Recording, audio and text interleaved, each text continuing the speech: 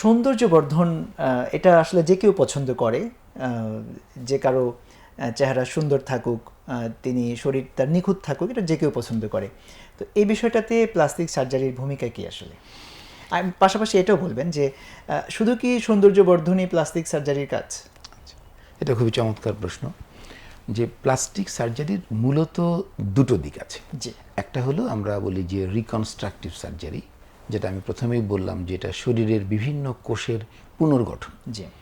দ্বিতীয় হলো যেটাকে আমাদের ভাষায় আমরা বলি এস্থেটিক সার্জারি, বা সাধারণভাবে কসমেটিক সার্জারি বলা হয়, সৌন্দর্য বর্ধনের সার্জারি। আমি যদি একটা সহজ এক্সাম্পল দিই, যে আমার এই নাক আলহামদুলিল্লাহ ভালো আছে, তো আমি কোনো একটা দুর্ঘটনায় বা কোনো একটা ইনফেকশানে, কোনো একটা আঘাতে বা ক্যান্সার হওয়ার কারণে আমার এই নাকের কিছু অংশ বা পুরো নাকটা নষ্ট হয়ে গেল। জি।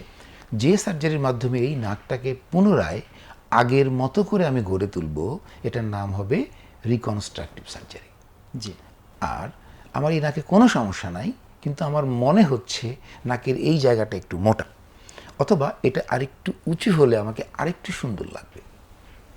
তো যেই সার্জারির মাধ্যমে যেই নাকের স্ট্রাকচারাল এবং ফাংশনাল কোনো সমস্যা নাই, কিন্তু দেখতে আরেকটু সুন্দর, আরেকটু ভালো, যেটা আমার মনের কনফিডেন্সকে অনেক বেশি বাড়িয়ে দিবে, আমার পারফরমেন্সকে বাড়িয়ে দিবে, সেই সার্জারির নাম হলো এস্থেটিক সার্জারি বা কসমেটিক সার্জারি।